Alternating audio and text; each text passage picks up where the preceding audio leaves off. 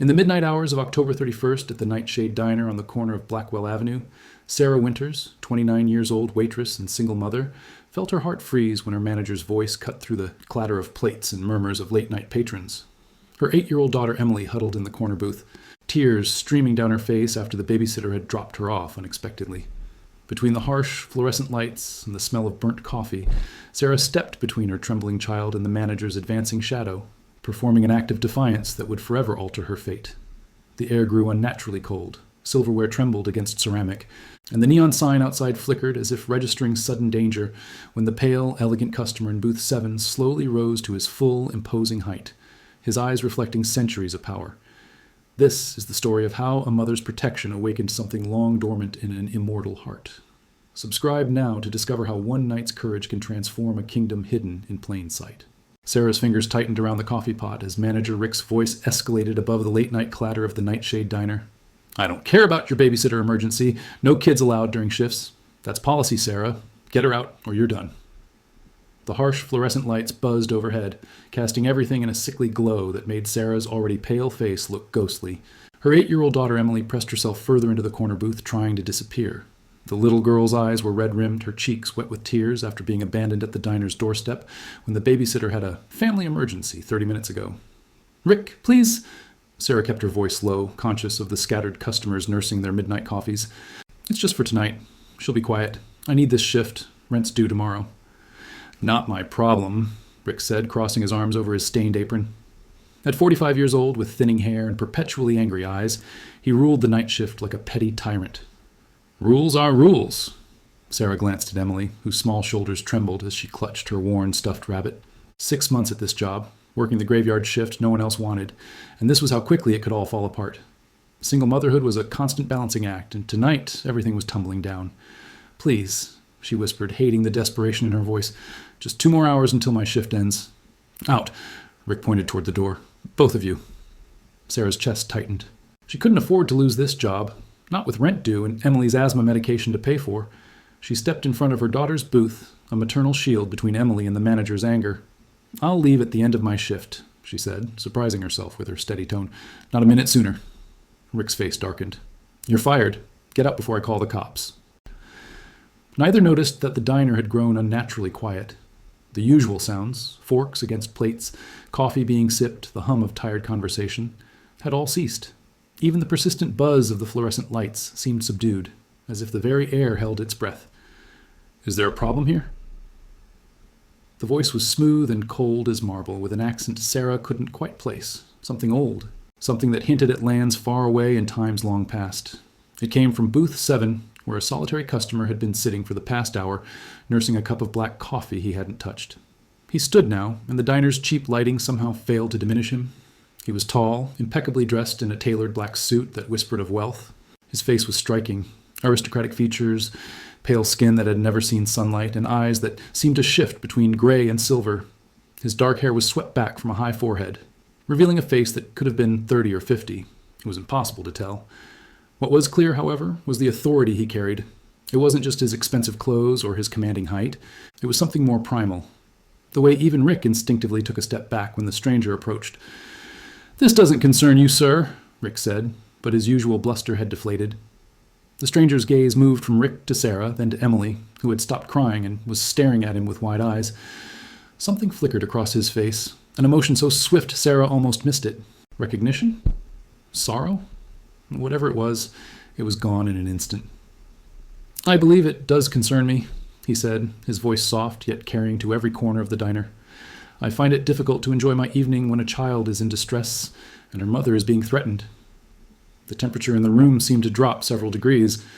The neon open sign in the window flickered erratically, casting alternating shadows across the stranger's face that made him look momentarily inhuman. "Look, mister," Rick started, "we have policies."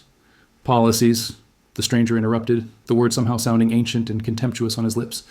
"Yes, I'm familiar with how small men hide behind such things." His silver eyes remained fixed on Rick, who began to shift uncomfortably. "Perhaps we should discuss your own adherence to policies. Health department policies, for instance, or labor laws regarding overtime compensation." Rick paled. "How did you—" "I know many things," the stranger said. including that your establishment has been in violation of several regulations that could result in significant fines, perhaps even closure. The remaining customers were openly staring now. An elderly woman at the counter was recording the exchange on her phone with undisguised delight. "Who are you?" Rick demanded, though his voice had lost all authority. The stranger smiled, a small, cold thing that didn't reach his eyes. "Someone who appreciates good service and abhors rudeness?" He turned to Sarah. "Please, continue with your duties. Your daughter is welcome to remain."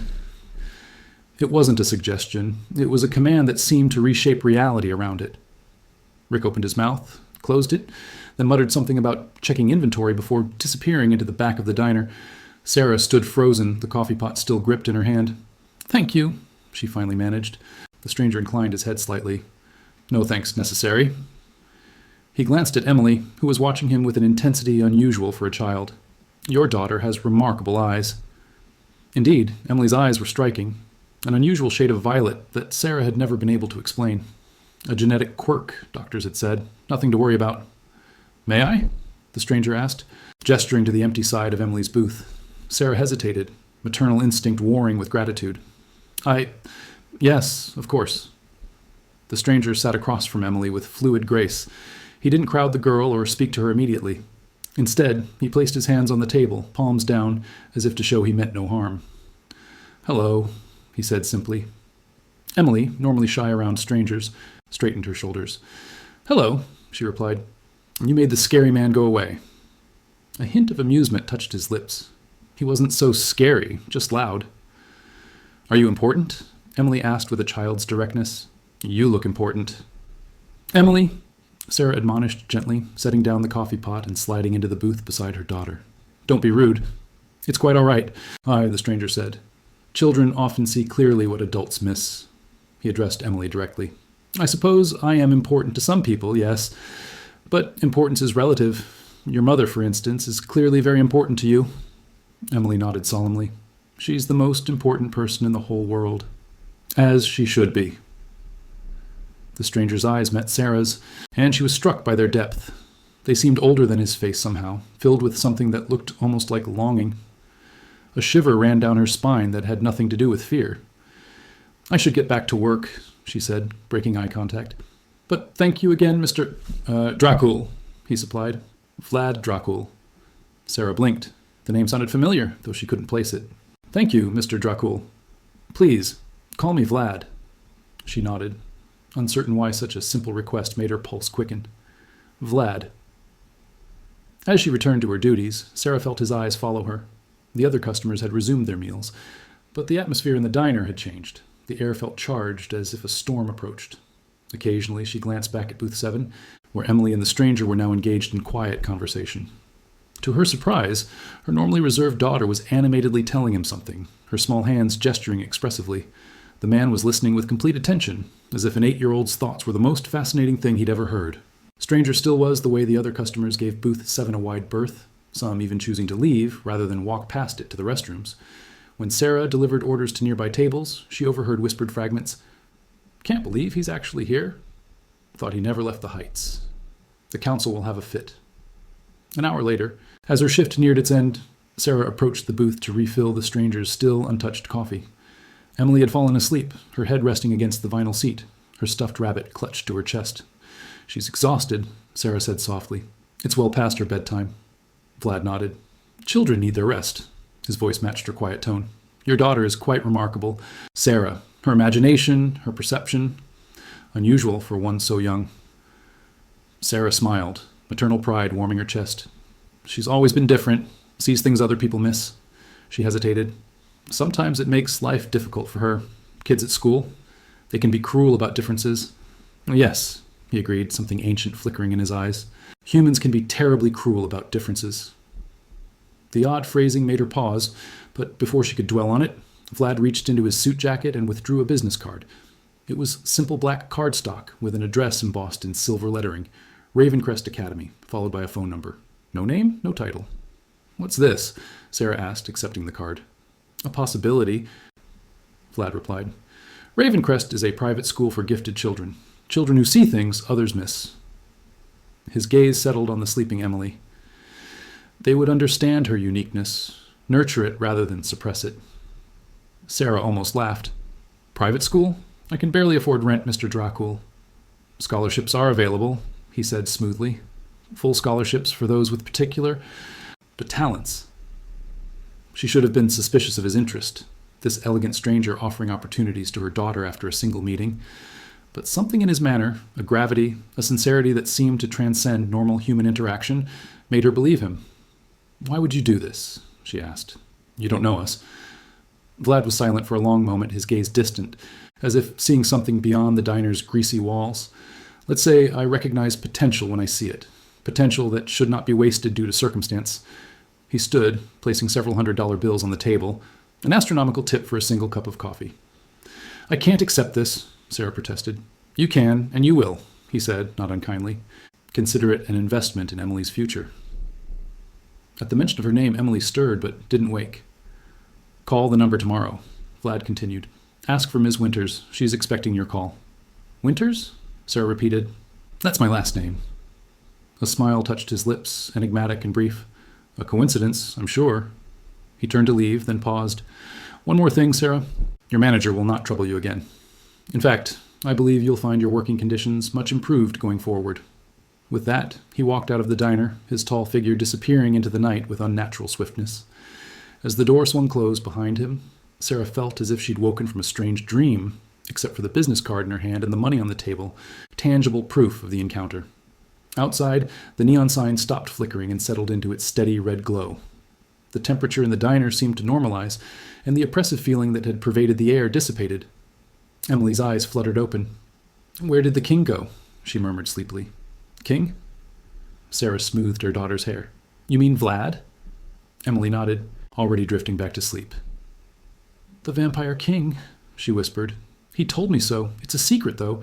He said he knew my eyes because they're like my grandmother's. Sarah froze. Emily's grandmother, her own mother, had died before Emily was born, and Sarah had never told her daughter about her mother's unusual violet eyes, a trait that had skipped Sarah herself. A chill that had nothing to do with the diner's air conditioning crawled up her spine. In the kitchen, she could hear Rick talking loudly on the phone, his tone panicked. Yes, sir. No, sir. Of course I understand the implications. Yes, immediately. The promotion. Yes, thank you, sir. When he emerged, his face was ashen. He approached Sarah with an entirely new demeanor, deferential, almost frightened. Sarah, I've been instructed to inform you that you've been promoted to assistant manager, effective immediately, with a substantial raise and flexible hours to accommodate your, child care needs. She stared at him. Instructed by whom? Rick swallowed hard. The owner of the diner. Apparently we're part of Ravencrest Holdings. Have been for years. I just never knew who the actual owner was until tonight when he called me directly. Sarah looked down at the business card in her hand, then at her sleeping daughter, remembering Emily's drowsy words about a vampire king. Outside, a sleek black car glided silently past the diner, its windows tinted so dark they reflected nothing but the night itself. For a brief moment, Sarah thought she saw a pale face watching from within, ancient eyes meeting hers through the glass, before the vehicle disappeared around the corner, leaving nothing but questions and possibilities in its wake. The night shift at the Nightshade Diner had never been so transformative. And somewhere deep inside, Sarah knew this was just the beginning. The following evening, Sarah approached the imposing gates of Ravencrest Academy with Emily's small hand clutched in hers. The school stood atop the highest hill in town, a Gothic structure of dark stone and stained glass that loomed against the twilight sky. Local rumors had always swirled around the place, exclusive to the point of secrecy, accepting only a handful of students each year, all of them somehow different. Sarah had called the number that morning, and Ms. Winters had indeed been expecting her call. The woman's voice was cultured and efficient, scheduling an immediate evening appointment that couldn't be during daylight hours due to certain students' sensitivities. Now, as the wrought iron gates swung open without apparent human assistance, Sarah wondered what she was walking her daughter into. It looks like a castle, Emily whispered, her violet eyes wide with excitement rather than fear. It does, doesn't it? Sarah squeezed her hand reassuringly, though she needed reassurance herself. A tall woman in a tailored burgundy suit awaited them at the entrance. Her silver-streaked black hair was pulled into a severe bun, and her posture was impeccable. When she smiled, however, the severity melted away, revealing genuine warmth. Miss Sarah Winters and young Emily, she greeted them. Welcome to Ravencrest. I'm Headmistress Winters. No relation, despite our shared name. Her eyes, when they settled on Emily, widened almost imperceptibly before her professional demeanor reasserted itself. "Please, follow me." The interior of Ravencrest Academy defied its Gothic exterior. Though the architecture remained grand, high ceilings, dark wood paneling, stained glass windows, the classrooms they passed were equipped with cutting-edge technology. In one room, holographic projections of the solar system floated above children's heads. In another, a teacher who looked barely older than 20 demonstrated what appeared to be actual flames dancing across his palm, while students watched in fascination. "Our curriculum is, specialized," Headmistress Winters explained as they walked. "We cater to children with unique abilities and perspectives." "What kind of abilities?" Sarah asked, growing increasingly uneasy despite the school's obvious quality. The headmistress's smile was enigmatic. "That varies greatly from student to student. Some have remarkable intellectual gifts. Others possess more intuitive talents, like your Emily." "My Emily is just a normal little girl," Sarah said defensively. Headmistress Winters stopped walking and turned to face her directly. "Is she? Has she always been able to see things others cannot? Does she know things she shouldn't be able to know? Does she sometimes speak of people or places she's never met or visited, as if she has intimate knowledge of them?" Sarah felt the blood drain from her face. These were questions she'd asked herself for years, things she'd noticed but dismissed or rationalized away. "How did you—" "Our founder has an eye for potential," the headmistress said, "particularly potential that runs in bloodlines." Before Sarah could ask what that meant, they arrived at a large door at the end of a corridor. Unlike the other modern rooms they'd passed, this appeared to be an old-fashioned study. Books lined the walls from floor to ceiling. A massive desk of dark wood dominated the center of the room, and behind it sat Vlad Dracul. In the soft lamplight, he looked even more aristocratic than he had in the diner's harsh fluorescence. His presence filled the room like a physical force, drawing the eye inevitably to him. "Sarah, Emily." He greeted them both, rising from his chair with fluid grace. "Thank you for coming." Emily immediately broke away from her mother's grip and approached the desk without hesitation. "Hello again, Mr. King," she said, and Sarah noticed the headmistress stiffen slightly at the form of address. Vlad smiled, a genuine expression that transformed his austere features. "Hello, little one. I see you've been exploring my school." "It's amazing," Emily declared. There was a boy in one of the rooms who was floating a pencil without touching it. "Telekinesis," Vlad nodded. "A useful skill, though not as rare as some." Sarah felt as if she'd stepped into a parallel universe. "What is this place really? And who are you?" Emily said. She stopped, embarrassed to voice her daughter's sleepy claim about a vampire king. "What did Emily say?" Vlad asked, his silver eyes intent. Sarah hesitated, then squared her shoulders. "She called you a vampire king, said it was a secret you told her." A heavy silence fell over the room. The headmistress looked between Vlad and Sarah with an expression of concern. "Sir," she began, "perhaps we should proceed more cautiously." Vlad raised a hand, silencing her instantly. "Emily sees clearly, he said, as her grandmother did." "You knew my mother?" Sarah asked, disbelief coloring her voice. "I knew many generations of your family, Sarah Winters." Vlad's gaze was ancient and tired suddenly, though they did not all know me. He gestured to a portrait on the wall behind his desk, an oil painting Sarah hadn't noticed before. It depicted a woman in Victorian-era clothing, her posture proud, her expression intelligent and somewhat defiant. Her eyes were a striking violet. "Amelia Ravencrest Winters," Vlad said, "your great-great-grandmother, founder of this academy alongside myself in 1872, one of the few humans I ever considered an equal." Sarah stared at the portrait, at the unmistakable resemblance to both her mother and Emily. The same heart-shaped face, the same determined chin, and those eyes. "This is insane," she whispered. "You're saying you're a vampire," he finished for her. "Yes, though king is somewhat melodramatic. I prefer elder or simply administrator. Titles become tiresome after centuries." Emily, seemingly unfazed by the confirmation, had wandered to a bookshelf and was examining the titles with interest. "Why are you telling me this?" Sarah asked, fighting the urge to grab Emily and run. "Why reveal yourself?" Vlad gestured to a chair. "Please, sit. This conversation may take some time." Against her better judgment, Sarah sat. The headmistress excused herself with a respectful nod to Vlad, closing the door behind her. "Your bloodline is special, Sarah," Vlad began once they were alone. "Rare among humans. Amelia possessed the sight, the ability to perceive beyond ordinary reality, to see through the veils most humans never notice. It's why she could recognize my kind when others couldn't. Why she was unafraid." He walked to the window, looking out at the darkening sky. The sight manifests differently in each generation. Your mother had it strongly. You. He glanced back at her. Less so. But Emily? His gaze shifted to the girl who was now carefully examining a crystal paperweight that seemed to contain moving shadows. Emily may have the strongest manifestation in generations. So she sees... what? Ghosts? Monsters? Vampires walking among us? All of those and more, Vlad confirmed. She sees the truth of things, the hidden realities behind the mundane world. A cold dread settled in Sarah's stomach as pieces fell into place.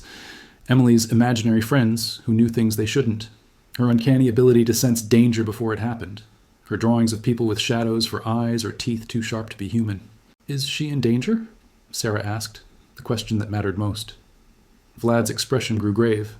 Potentially, yes. Those with the sight are rare and valuable. Some of my kind would see her as a resource to be used. Others would view her as a threat to be eliminated. Because she can see them, identify them? Precisely. Vlad returned to his desk. Ravencrest Academy serves two purposes: to educate children with unique abilities, and to protect those who might otherwise be exploited or endangered.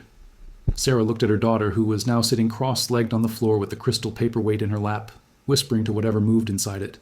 What are the other students? Vampires? Some, Vlad acknowledged. Children of my kind are rare, but they exist. Others are human children with various gifts, psychic abilities, magical aptitude, or simply exceptional intellects that would make them targets in the outside world. Sarah struggled to process it all. And you're offering Emily a place here because of her sight? Because of her connection to this Amelia person? I'm offering her protection, Vlad corrected. Education comes with it, but safety is the priority. Amelia was my ally, my friend. I have watched over her descendants when I could, though I lost track of your branch of the family for some time, until I sensed Emily's presence in that diner. Sensed her? The sight works both ways, Sarah. Those with particularly strong gifts radiate a certain energy. I felt it the moment I entered that establishment, though I didn't realize its source until I saw her eyes. Sarah ran a hand through her hair, overwhelmed. This is a lot to take in. I understand. Vlad's tone was surprisingly gentle. You don't need to decide immediately, but know that the offer of a place at Ravencrest comes with my personal protection. No one, vampire or human, would dare harm a child under my guardianship. Emily had risen from the floor and approached Vlad's desk. Without hesitation, she placed the crystal paperweight in front of him. The shadows want to talk to you, she said matter-of-factly. They're worried about the hunter. Vlad went completely still, his expression shifting to one of intense focus. What hunter, Emily? The one with the silver eyes like yours, but angry. He's looking for special children. Emily's voice remained childlike, but her words carried weight beyond her years. He knows about me now. He was watching our house this morning. Sarah felt her heart stop. What? Vlad rose from his chair with preternatural speed. Headmistress Winters, he called, and the door opened immediately as if the woman had been waiting just outside. Security protocol crimson, now. The headmistress paled but nodded sharply, disappearing again. What's happening? Sarah demanded, pulling Emily close. It seems our conversation has been anticipated, Vlad said grimly. The sight does not go unnoticed in our world. Hunters, those who track and kill my kind, sometimes develop abilities that mirror our own, including the ability to sense gifted humans. Someone's hunting my daughter? Sarah's voice rose with fear. Not if I have anything to say about it. Vlad's eyes had darkened to a stormy gray. For the first time, Sarah caught a glimpse of something inhuman beneath his composed exterior, a predator, ancient and deadly. You and Emily will remain here tonight. Ravencrest is warded against intruders of all kinds. I have work tomorrow. Your employment situation has been taken care of, he interrupted. As of this evening, you are officially on staff at Ravencrest Academy as our new student welfare coordinator. The position comes with on-campus housing and a salary 3 times what you earned at the diner. Sarah blinked. You can't just rearrange people's lives like that. A hint of amusement touched Vlad's lips despite the tense situation. I've had centuries of practice doing exactly that.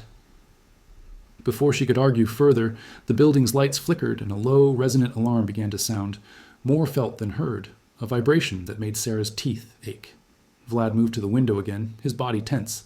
He's here already, he murmured, more to himself than to them.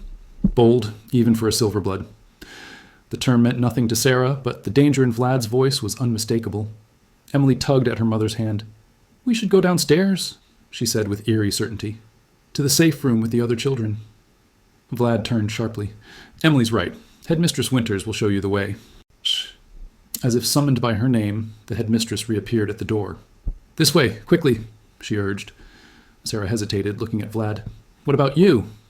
Something like surprise flickered across his face at her concern. I will deal with our uninvited guest. He moved closer, lowering his voice. Trust your daughter's instincts, Sarah. The sight does not lie. With that cryptic advice, he ushered them toward the headmistress, who led them swiftly down a series of corridors and staircases. Sarah was certain they hadn't passed on their tour. What's a silverblood? Sarah asked as they descended. The headmistress's pace didn't falter. A particularly dangerous breed of hunter. They're born with vampire blood in their veins, descendants of those bitten but not turned, which gives them enhanced abilities without our weaknesses. They can walk in daylight, eat normal food, and pass completely as human while retaining enough vampire traits to be lethal hunters. They reached a heavy door of dark metal inscribed with strange symbols. The headmistress pressed her palm against it, and the symbols glowed briefly before the door swung open. Inside was a large, comfortable room filled with children of various ages. Some looked completely normal, while others had subtle differences. Eyes that reflected light like a cat's, skin with a faint blue undertone, or hair that seemed to move of its own accord. All of them looked up when Sarah and Emily entered. Everyone, this is Emily Winters and her mother, Sarah, the headmistress announced. They'll be joining us until the security situation is resolved. The children murmured greetings, most returning to their activities, reading, playing board games, or simply talking in small groups. None seemed particularly frightened by the alarm, as if such security measures were routine. The room is warded against all intruders, the headmistress explained to Sarah. Even a silverblood cannot enter without permission. You'll be safe here while Mr. Dracul handles the situation. Emily had already wandered toward a group of children playing what looked like chess, except the pieces moved without being touched. How long have you worked for him? Sarah asked the headmistress. 73 years, the woman replied without hesitation. I was one of his first students when he reopened the academy after World War II. Sarah stared at her. The headmistress appeared to be in her 60s at most. Are you a vampire? Yes. The admission came easily, though a relatively young one by our standards. And the children? Most are human, with various gifts or talents. Some are half-bloods, with one vampire parent. A few are full vampires, turned as children, a practice our kind banned centuries ago, but these were grandfathered in, so to speak. Sarah watched as Emily was welcomed into the chess game, the other children making room for her without hesitation. One boy, who couldn't have been older than 10, had eyes that glowed faintly red in the dim light. Another girl looked perfectly normal except for the shadows that seemed to curl around her fingers like living things. This is real, Sarah whispered, the full weight of the situation finally sinking in. All of it? Yes. The headmistress confirmed. And now you have a choice to make. Once this crisis passes, you can take Emily and leave, though I wouldn't recommend it, given the Silverblood's interest in her. Or you can accept Mr. Dracul's offer of protection and employment. Why would he go to such lengths for us? Because of some ancestor I never knew existed. The headmistress's expression softened. Mr. Dracul has lived for over 800 years, Miss Winters. In that time, he has formed precious few genuine connections. Your great-great-grandmother was one of them. She saved his life once, at great risk to her own. He does not forget such debts. A tremendous crash echoed from somewhere above them, making the ceiling tremble. Several of the younger children looked up anxiously, but the older ones barely reacted. What's happening up there? Sarah asked, fear creeping back into her voice. Mr. Dracul is ensuring the Silverblood regrets his intrusion, the headmistress said, with grim satisfaction. Sarah remembered the elegant, composed man from the diner. How different he must be now, facing an enemy. She found it difficult to imagine him engaged in violence, though something in her recognized the predator that had always lurked beneath his civilized exterior. Hours passed in the safe room. The children eventually settled down to sleep on cots that appeared from compartments in the walls. Emily, exhausted from the day's events, fell asleep quickly, cuddled against Sarah on a comfortable sofa. It was nearly dawn when the door to the safe room finally opened again.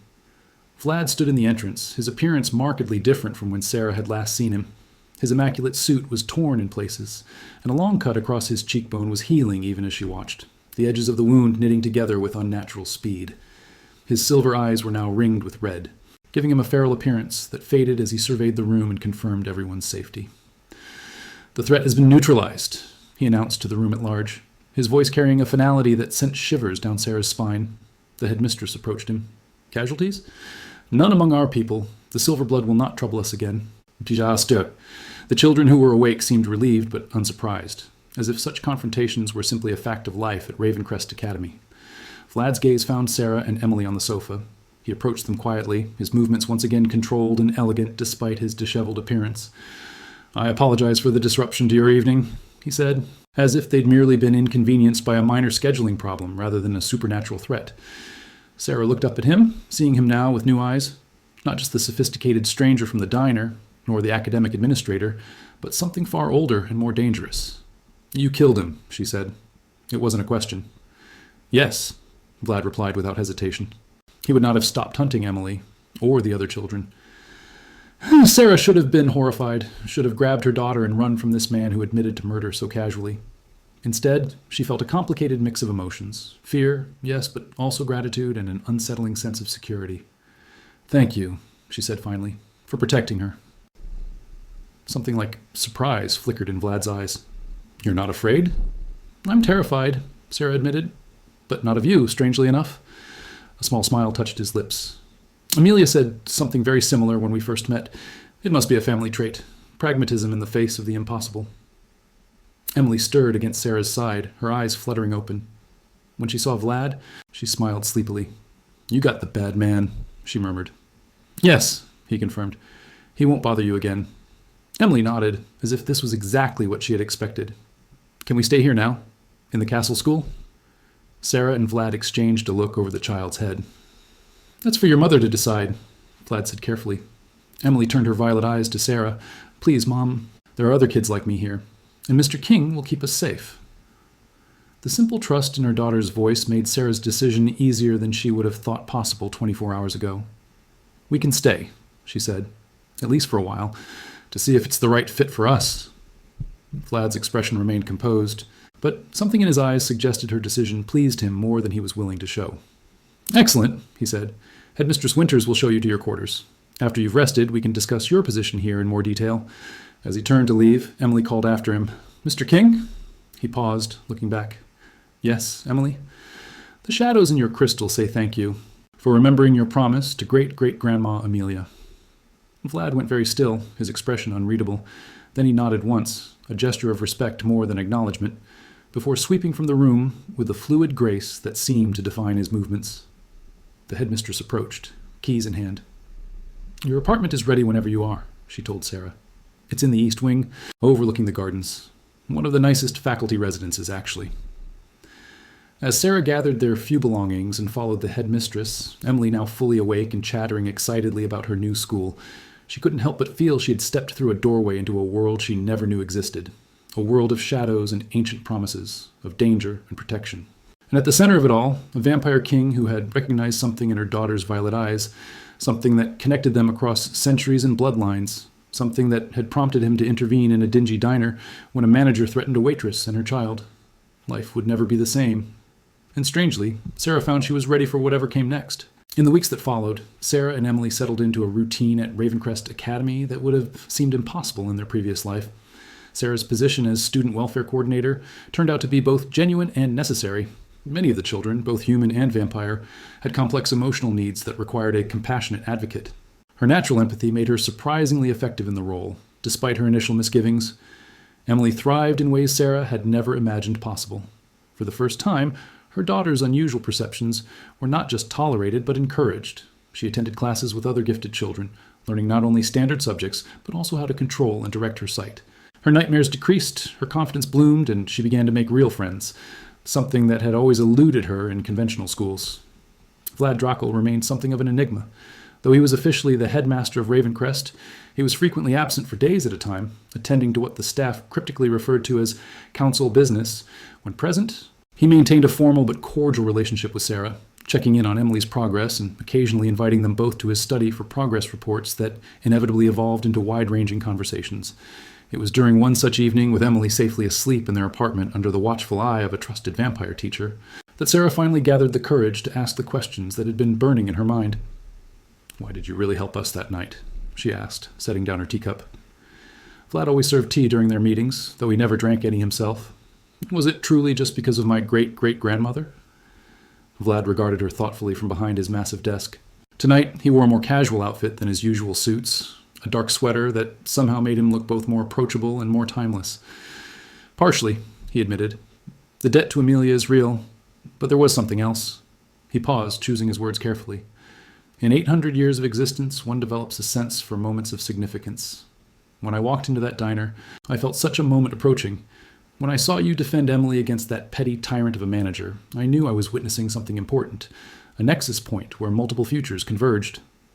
You can see the future? Sarah asked, skeptical, despite everything she'd learned about the supernatural world. A smile ghosted across Vlad's face. Not precisely, but I can feel the weight of decisions, the potential in choices. Your defiance that night had resonance, as did Emily's sight when it recognized what I am without fear or prejudice. He rose from his chair and moved to the window, looking out at the night sky. The position was familiar. He often retreated to the window when discussing difficult topics. Our worlds, vampire and human, have existed in fragile balance for millennia, he continued. That balance is shifting. The Council of Elders, which I've served on for centuries, is divided on how to proceed. Some advocate for a return to the old ways, subjugation, secrecy enforced through fear. Others, myself included, believe in cooperation, in finding gifted humans who can bridge our worlds. And you think Emily is one of these? Bridges? Sarah asked. Vlad turned to face her. Emily, and others like her. Children with the sight, with innate magical abilities, with bloodlines that carry latent vampire traits. They represent the possibility of a future where our kinds aren't locked in eternal conflict. Is that why the Silverblood targeted her? Because she represents this future? Precisely. Vlad's expression darkened. The Silverbloods are extremists who believe all vampires should be exterminated, regardless of individual action or morality. They particularly despise those who work toward peaceful coexistence. Sarah absorbed this, turning her teacup in her hands. And where do I fit into all this? I don't have Emily's abilities. I'm just ordinary. Something flickered in Vlad's silver eyes, an emotion Sarah couldn't quite name. You are many things, Sarah Winters, but ordinary is not one of them. The intensity in his gaze made her breath catch. There had been moments over the past weeks when she'd felt a connection to him that went beyond their shared concern for Emily.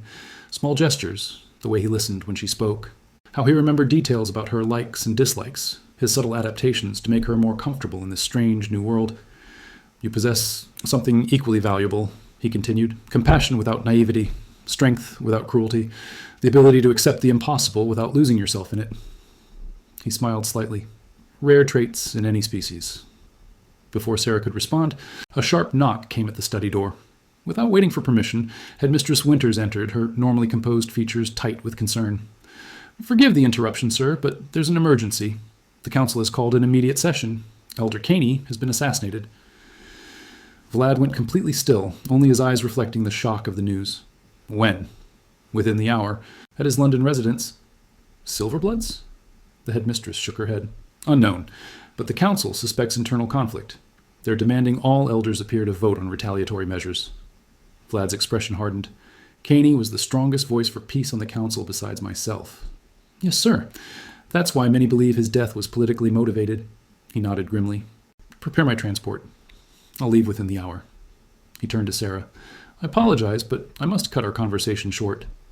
Of course, she said, rising from her chair. This sounds serious. More than you know, Vlad replied. Elder Caney's death could tip the balance of the council toward those who favor more aggressive policies toward humans. The implications hung in the air between them. Sarah thought of the children at Ravencrest, both vampire and human, whose safety depended on Vlad's protection and influence. How long will you be gone? She asked. Impossible to say. Council sessions during crisis can last days or weeks. His gaze was intense. While I'm away, trust no one who isn't already known to you. Headmistress Winters will oversee day-to-day operations, but you should be vigilant, especially regarding Emily. You think she might be in danger again? Political assassinations rarely occur in isolation, he said carefully. Those who oppose my policies might seek leverage. Understanding dawned on Sarah. They'd target the school, the children? It's a possibility we must prepare for, Vlad acknowledged. Which is why I'm implementing Security Protocol Obsidian effective immediately. He addressed this last part to the headmistress, who nodded sharply. I'll see to it, sir. As the headmistress departed to carry out her instructions, Vlad moved closer to Sarah, lowering his voice. There's something else you should know, he said. Something I planned to discuss tonight before this interruption. Sarah waited, sensing the weight of whatever he was about to reveal. The sight sometimes manifests differently as children mature, he began. In Amelia's case, it evolved from simple perception to something more. Interactive. What do you mean? By her 25th year, Amelia could not only see the supernatural world, she could influence it. Small magics at first, protective wards, minor healings. Later, she developed abilities that rivaled those of born witches. Sarah frowned. You think Emily will develop these abilities too? I believe she already is, Vlad said. Her interaction with the shadow crystal, her warnings about the silver blood, these suggest her sight is already evolving beyond passive observation. But she's only 8, Sarah protested. Yes, which makes her development all the more remarkable, and potentially dangerous. Without proper guidance, such abilities can become unpredictable, even harmful to the child. Sarah thought of Emily's increased confidence since coming to Ravencrest, how her nightmares had subsided, how she seemed more at peace with herself. The school wasn't just providing education, it was teaching her daughter how to manage abilities Sarah hadn't fully understood. What should I do while you're gone? She asked. Continue as normal. Emily's teachers are well equipped to guide her development. Vlad hesitated, then added, but watch for signs of increased ability. Objects moving without being touched, dreams that predict events, unusual connections with the natural world. Document anything unusual and inform Headmistress Winters immediately. He moved to a cabinet behind his desk and unlocked it with a small key he wore around his neck. From within, he removed an ornate wooden box about the size of a hardcover book. This belonged to Amelia, he said, presenting it to Sarah. Her journal of the sight. It may provide insight if Emily's abilities manifest in ways similar to her ancestors. Sarah accepted the box, feeling the weight of history in her hands. Thank you. Vlad nodded, then glanced at the antique clock on the wall. I must prepare for departure. The council chamber is in Vienna, and even with our methods of travel, time is short. As Sarah turned to leave, Vlad reached out, his cool fingers lightly touching her arm, the first time he had initiated physical contact with her. Be careful, Sarah, he said, his silver eyes intense. Ravencrest is as secure as I can make it, but these are dangerous times. Trust your instincts. They've guided you well so far. The simple touch sent an unexpected warmth through her. I will, she promised. And you be careful, too. This council doesn't sound like a friendly gathering. A hint of surprise crossed his features, followed by something that might have been appreciation. It isn't, he agreed, but I've survived worse in 8 centuries. With that, he withdrew his hand and straightened his posture, once again the formal, imposing figure she'd first met at the diner. Yet something had shifted between them, a connection acknowledged, if not defined. Sarah left his study with Amelia's box clutched to her chest, wondering what secrets it might contain and what dangers Vlad faced in Vienna. For all the strangeness of her new life, one thing had become clear. The fate of Ravencrest Academy, and perhaps much more, hung in a delicate balance, and somehow she and her violet-eyed daughter had become central to that balance. As she walked back to their apartment through the quiet, shadow-filled corridors of Ravencrest, Sarah felt a strange certainty settle over her. Whatever came next, council politics, evolving abilities, threats from within or without, she would face it head-on, for Emily, for the other children who had found safety here. And perhaps, though she barely dared admit it even to herself, for the vampire king who had changed everything with his intervention on a routine night shift at the Nightshade Diner. The journey was just beginning. 3 days had passed since Vlad's departure, and Ravencrest Academy had settled into an uneasy routine. Security protocols remained at their highest level. Students traveled in groups between classes, outdoor activities were suspended, and vampire guards patrolled the perimeter continuously. Sarah found herself increasingly drawn to Amelia's wooden box. Each night after Emily fell asleep, she would sit by the window of their apartment, carefully examining the journal her ancestor had kept. The pages were filled with elegant script documenting Amelia's experiences with the sight, along with detailed sketches of supernatural beings and events she had witnessed. Some entries made Sarah's skin crawl, descriptions of creatures that defied explanation, lurking at the edges of human perception. Others were heartbreakingly beautiful, accounts of ghostly reunions, healing rituals, and moments when the veil between worlds thinned enough to glimpse something divine. What struck Sarah most was how similar some of Emily's behaviors were to those Amelia described in her early years. The tendency to stare at empty corners of rooms, the conversations with beings no one else could see, the uncanny knowledge of strangers' secrets. On the 4th evening after Vlad's departure, Sarah was reviewing student files in her office when a soft knock interrupted her work. She opened the door to find one of Emily's teachers, Professor Linden, a tall woman with silver hair despite appearing no older than 30. Ms. Winters, I apologize for disturbing you, she said, her voice carrying the faint accent Sarah had come to associate with older vampires. But there was an incident in class today that I thought you should be aware of. Sarah's heart skipped. Is Emily all right? She's fine, Professor Linden assured her. In fact, she's the one who helped. We were practicing simple energy manipulation, teaching the children to feel the natural currents around them. One of our younger students, Marcus, accidentally drew too much power and became overwhelmed. Overwhelmed how? Sarah asked, remembering Vlad's warning about emerging abilities. He began having a panic attack. The energy was causing lights to flicker, objects to vibrate. We were about to intervene when Emily simply walked over to him, put her hand on his shoulder, and... Professor Linden hesitated, clearly searching for the right words. She seemed to absorb the excess energy. The disturbance stopped immediately, and Marcus calmed down. When I asked Emily how she did it, she said the shadows showed her how. A chill ran down Sarah's spine. The shadows? Yes, she mentioned them before, during the Silverblood incident. I believe she's referring to spirit guides of some kind, entities visible only to those with the sight. Sarah thought of the shadow crystal in Vlad's study and Emily's strange communication with whatever lived inside it. Thank you for telling me, she said. I'll talk to her about it. Professor Linden nodded. There's one more thing. After class, I found this on Emily's desk. She handed Sarah a folded piece of paper. I didn't show it to Headmistress Winters yet. I thought you should see it first. Sarah unfolded the paper to find a childish drawing. It depicted what appeared to be a council chamber, a circular room with tiered seating. In the center stood a tall figure Sarah immediately recognized as Vlad. Around him were shadowy figures in dark robes, and behind him, drawn in red crayon with disturbing intensity, was a hooded figure with a raised dagger. When did she draw this? Sarah asked, her mouth suddenly dry. During our afternoon break, about 2 hours ago. Sarah checked her watch. If Vienna was 6 hours ahead, this would have been during the council session. Thank you, Professor. I'll speak with Emily and the headmistress immediately. After Professor Linden departed, Sarah hurried to the school wing where Emily was attending her last class of the day. She found her daughter in the library with several other children, practicing what appeared to be a form of meditation. Not wanting to disturb the class, Sarah waited outside until it concluded. As the children filed out, Emily spotted her mother and ran over with a bright smile. Mom, we learned how to make our minds quiet today. It helps the voices stay organized. Sarah hugged her daughter, holding her perhaps a bit too tightly. That sounds wonderful, sweetheart. Listen, I need to ask you about a drawing you made earlier. Emily's smile faded slightly. The one of Mr. King at the big table? Yes. Can you tell me why you drew that? Emily shrugged. I saw it while we were doing energy practice. When I helped Marcus, the shadows showed me Mr. King in trouble. They said I needed to warn him. Sarah knelt to Emily's level. Honey, these shadows, what exactly are they? They're friends, Emily said simply. Great-great-grandma Amelia introduced them to me in a dream. They watch over our family. A chill ran through Sarah. Emily had never been told Amelia's full name. And they showed you Mr. King in danger?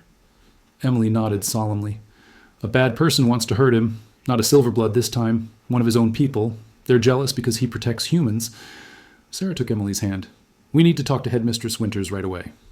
They found the headmistress in her office, reviewing security protocols with 2 vampire guards. She dismissed them immediately when Sarah requested a private audience. What's happened? She asked, noting Sarah's worried expression. Sarah placed Emily's drawing on the desk. Emily had a vision during class today. I believe Vlad may be in danger. The headmistress examined the drawing, her face growing increasingly grave. When did she see this? Approximately 2 hours ago, Sarah replied. That would coincide with the closed council session, the headmistress murmured. She looked at Emily. Did you see who was holding the dagger, child? Emily nodded. It was the sad lady with white hair. She pretends to be Mr. King's friend, but she's angry because he likes humans. The headmistress paled visibly. Countess Bathory, she whispered. She's one of the eldest council members and has opposed Vlad's protective policies for centuries. She rose from her desk with sudden urgency. We must warn him immediately. She moved to an ornate mirror hanging on the wall and placed her palm against its surface. The glass rippled like water, then cleared to reveal the face of a severe-looking man with a goatee. Victor, I need an emergency communication channel to Elder Dracul. Council priority. The man frowned. The Elder is in closed session. No communications permitted. This supersedes protocol. We have credible evidence of an assassination attempt. The man's eyes widened. I'll connect you immediately. The mirror rippled again, then showed only darkness. Seconds stretched into minutes as they waited in tense silence. Finally, the darkness gave way to Vlad's face. He looked tired, his features strained. Headmistress, this had better be... Sir, forgive the interruption. she cut in. "But we have reason to believe your life is in imminent danger. Emily Winters had a vision. Countess Bathory may attempt to assassinate you during the current session." Vlad's expression revealed nothing, but his eyes flicked to something off-screen. "I see. Thank you for the warning." His gaze found Emily, who stood watching with wide eyes. "Your timing is impeccable, young one."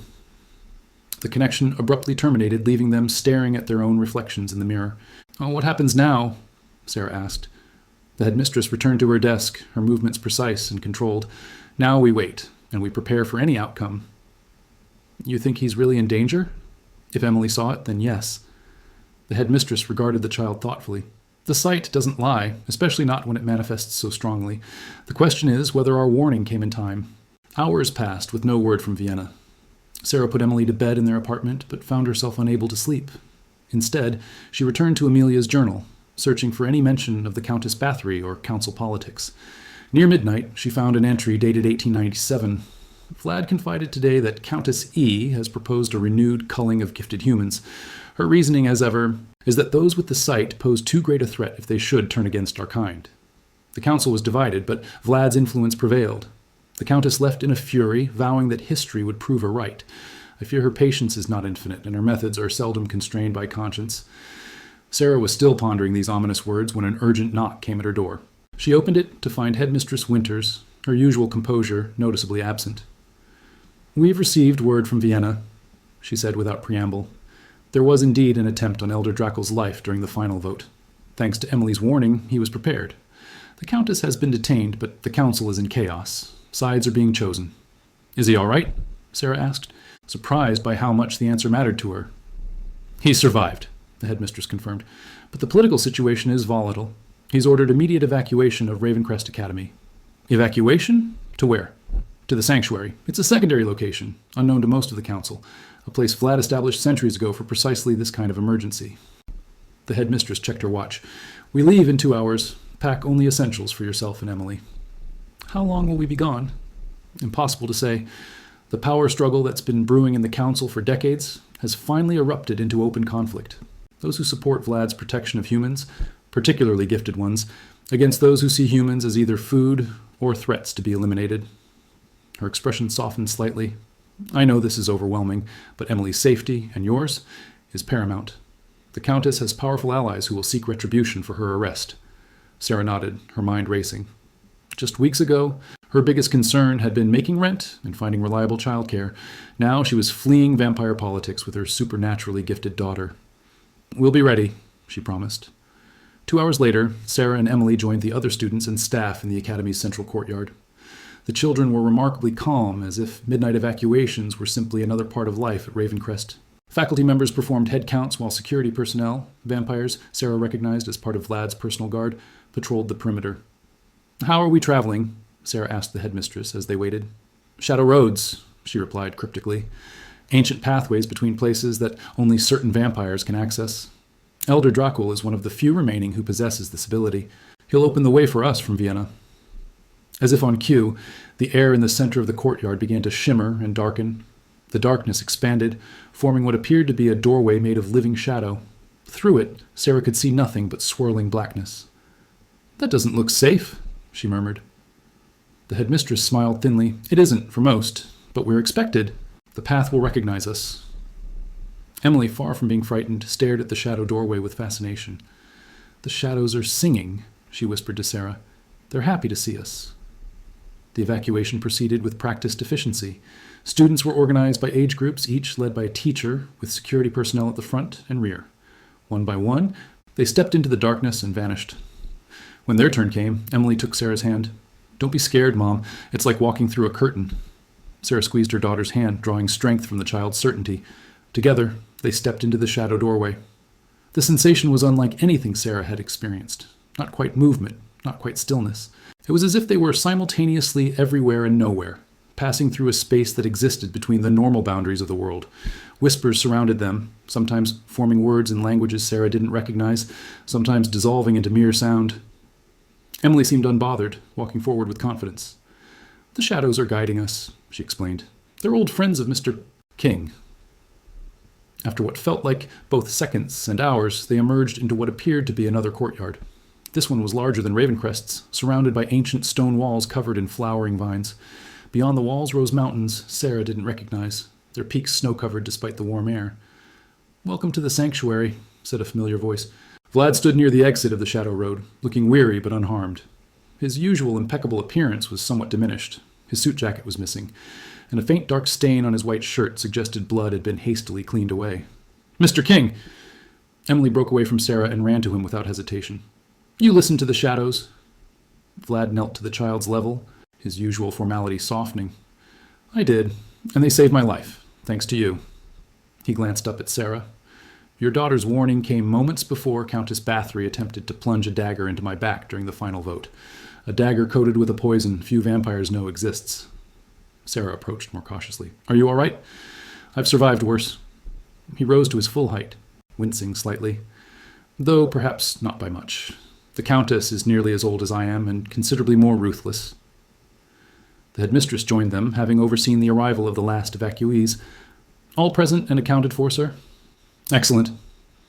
Vlad surveyed the gathered students and staff. "Welcome to the sanctuary," he addressed them. "For those unfamiliar with this location, we are in a hidden valley in the Carpathian Mountains. This fortress has existed for over 5 centuries, known only to a select few. You will be safe here while the council situation resolves itself." A murmur ran through the crowd at this diplomatic understatement. "Staff will show you to your quarters," Vlad continued. "Tomorrow we will resume normal educational activities. This is a temporary relocation, not a cessation of our mission." As the crowd dispersed, guided by staff members who seemed familiar with the layout, Vlad gestured for Sarah and Emily to follow him. "There's something you both should see," he said. He led them through a series of stone corridors lit by modern lighting despite the medieval architecture. They emerged into a circular room dominated by a massive stained glass window. The window depicted a woman with violet eyes, holding what appeared to be a crystal sphere from which shadows spilled. "Amelia?" Sarah breathed, recognizing her ancestor from the portrait in Vlad's study. "Yes," Vlad confirmed. This was her sanctuary within the sanctuary, the place where she developed and refined her abilities. Emily approached the window, her expression reverent. "She's here," she whispered. "I can feel her." Vlad exchanged a meaningful look with Sarah. "The sight often connects across generations," he explained, "especially in places of power like this." "What happened in Vienna?" Sarah asked, unable to contain her curiosity any longer. "After we warned you?" Vlad's expression darkened. "The council has officially split. Countess Bathory's faction attempted a coup, using my unnatural fondness for humans as justification. Thanks to your warning, I was prepared.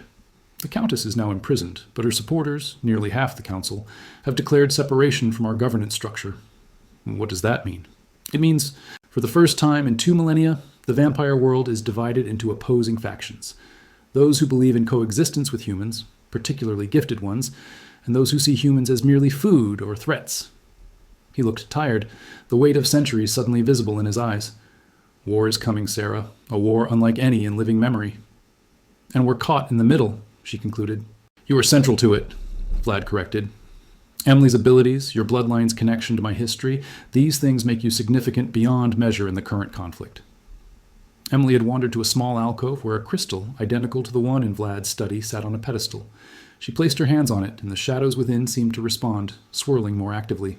"Great-great-grandma says not to worry," Emily announced, her voice oddly formal.